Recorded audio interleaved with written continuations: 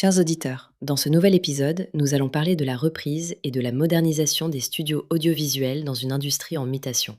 Nous allons explorer comment comprendre le secteur, identifier les cibles pertinentes et structurer une reprise afin de créer de la valeur tout en maîtrisant les risques typiques. Premièrement, comprendre le secteur avant d'agir.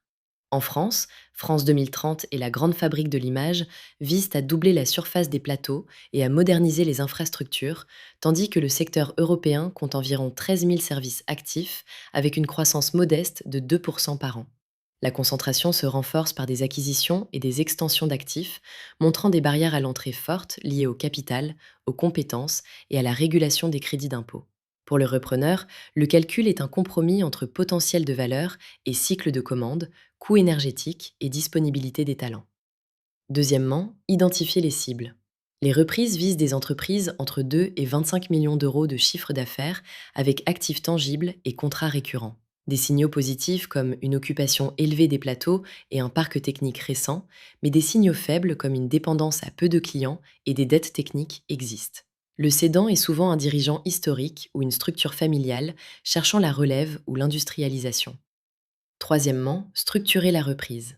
L'audit doit mêler technique, finance et contractualité avec un ESG désormais incontournable. Le montage financier privilégie un LBO à levier modéré, le crédit vendeur et le cofinancement public, BPI, France 2030, avec un coût du capital estimé autour de 5 à 7%. Les subventions liées à la grande fabrique peuvent couvrir 20 à 30% des investissements matériels. Les transactions se concluent sur des multiples EBITDA entre 6 fois et 9 fois, avec 6 à 12 mois de délai, et des pièges tels que l'absence de clause de garantie sur les contrats ou des erreurs de valorisation des actifs techniques. Quatrièmement, les premiers 100 jours et au-delà. Sécuriser trésorerie et contrats récurrents, stabiliser les équipes et évaluer les capacités techniques. Instaurer un comité de pilotage trimestriel. Les leviers de croissance post-reprise incluent la digitalisation, la diversification et l'internationalisation, avec une ambition réaliste d'environ plus de 20% de rentabilité opérationnelle sur 3 ans via les studios virtuels et l'installation XR et LED, et des conditions de succès comme un financement dédié et un pilotage du retour sur investissement des CAPEX. Cinquièmement, les scénarios prospectifs envisagent plus largement la production virtuelle, les politiques de relocalisation et une pression ESG renforcée qui favorise les repreneurs capables d'intégrer la performance énergétique.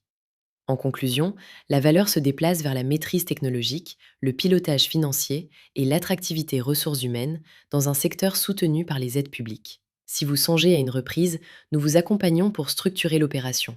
Partagez, abonnez-vous et contactez-nous pour échanger sur votre projet.